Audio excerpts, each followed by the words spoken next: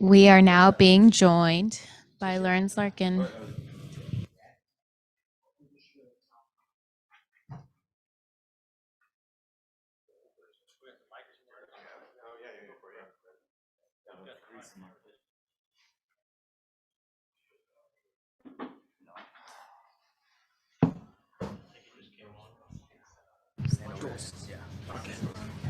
All right, first question. Lorenz, obviously, the fight didn't go your way. First few minutes there, you're stuck on your butt up against the cage. You get up, you land a few elbows. What's going through your head right now, man?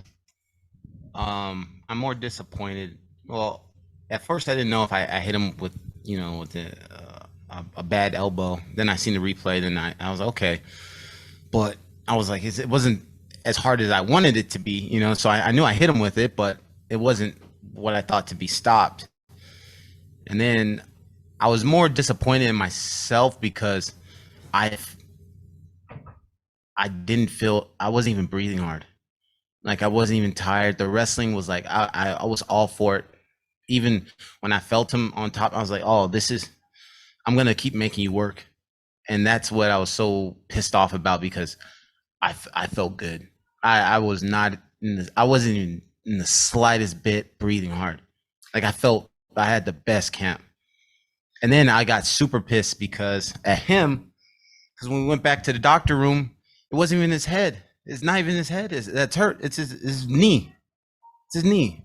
So, like I, man, dude, I'm trying to sit here and be respectful, but I would just sit next to him, and it wasn't even his head that's hurting. He just said, "Oh, it's a little bit, but it's his knee, his left knee, left knee."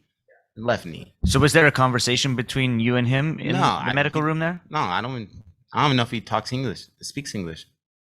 I just heard. I'm sitting right here. There's a curtain. I heard the doctor talking about his knee, his left knee. So he's obviously going to be off your radar. Tough training camp coming into this. Looking past this, you want to get right back in there? Yeah, I'm gonna try to see what's going on because I'm still feeling good. So I just gotta talk with my team and make sure that we can set it up to where I'm still priming. You know what I mean? I don't want to over train and so we just gotta figure out a game plan. But I'm telling you guys, yes, it sucks that I did an elbow like that, which I recognize, and I am sorry for him for that. But he had nothing for me. Yes, he got the takedown, but on top of me, I was like, I'm going to keep making this motherfucker work because I'm not tired. And I wasn't even, oh my God. I'm telling you guys, I wish that fight could have kept going, man. What's going through your head as well? The crowd's booing. They're obviously not happy with what's happening. He's trying to take you down. There's not a ton of action. You get up, they're cheering, and then this happens. Like, what's going through your head? It's such a roller coaster of, emotions. Yeah, just, at the end of the day, man, I respect any of the fighters I'm fighting. So, when I seen the screen and realized that I did, then that's on me, and I can respect him for taking as much time as he needs. But then on the other hand, this is what I do for a living. So I know when I hit like a hard elbow and when it's just something that's to keep the guy busy, so I know it wasn't like a death blow elbow where I'm trying to end somebody. So then it was, it was taking a while. So I was just like thinking in my head, like, okay, he's going to take his full 5 minutes, which he's entitled to and good. And that's why I just kept bouncing. I was just like, okay, like I'm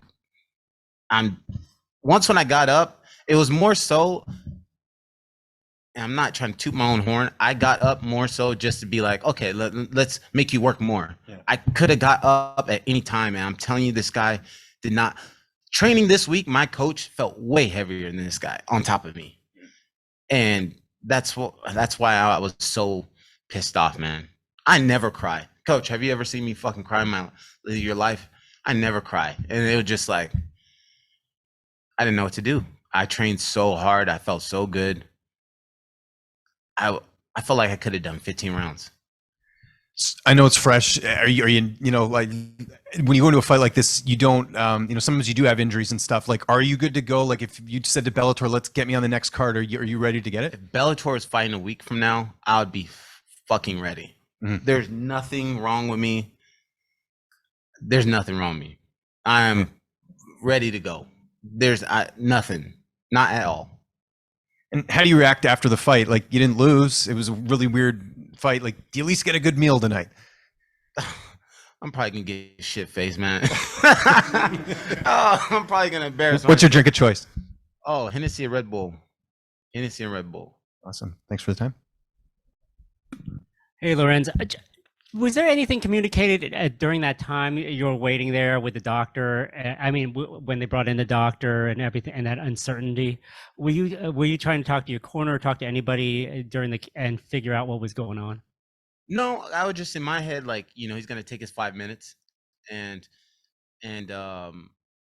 one of the coaches that I respect to a highest level, Henry, I looked at him and told him, hey, I'm sorry, and I was just ready for, I was really just waiting. That's why I was looking away. I was just waiting for that crowd to be like, start clapping, because, when something like that happens and then the doctor okays it, and then the crowd's like, all right, but, that's what I was waiting on. And, as the time kept going on, and then that's when it just, that's when the booze start coming in, and then I figured it was over.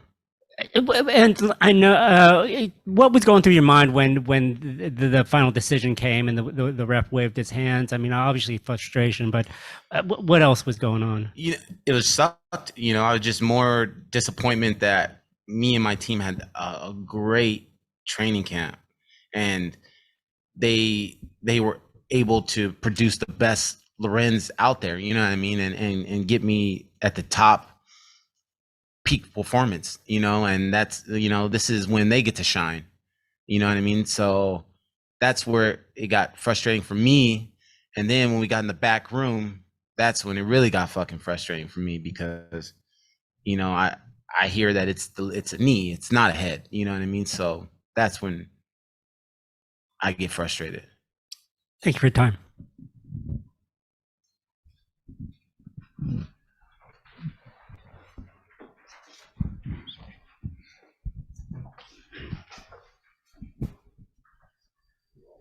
So in the time you did spend in that squared circle, you said you felt like you were the better fighter. How disappointing is it not being able to take that undefeated streak away from him? It feels disappointing, but I mean, when I find out stuff like that, it's more so like, if that's the way that you go about it, then that's on you. At the end of the day, I'm gonna go back out here. I'm gonna go and perform how I'm supposed to do. And if that's how you want to treat your career, then by all means. So going into this fight, we talked a little bit before, you're the experienced vet facing the young up and comer. With I don't know if you want to call it a victory like this, you said you want your next fight as soon as possible. Are there any opponents in mind? Like, are you looking for an up and comer again, or do you want an established name? I don't care about names, man. My thing is, I like the fights that nobody wants, and this is a fight that I felt like nobody wanted, and people were turning down, because he's undefeated, and no guys in the rankings want to fight a guy like that. Let's just be honest. Nobody wants to lose to a guy who has one fight in the promotion, but he's really a dark horse. You know what I mean? So these are the fights that, I don't shy away from. I've been doing this shit for my whole career. I've been fighting top of the line athletes, A+ athletes for I don't even know how many years now. So I don't shy away from it. This type of guy, like he's gonna be here, and he's gonna be in the top soon. You know what I mean? But that's just always how I treated my career. Like I never shy away from the tough fights at all. Like that. This is what I'm doing it for. What else am I I'm not here for social media. I'm not here for none of that shit. I'm just here for me going out there and acting like a fucking warrior and fighting the best of the best. That's why I got into it, not for the popularity or you know, or all that other shit. You know, all that came with it when, you know, when money got involved and all that type of stuff. But I do this because the way it makes me feel. You know, I'm very normal, but it's because I get to fight. You know, I don't.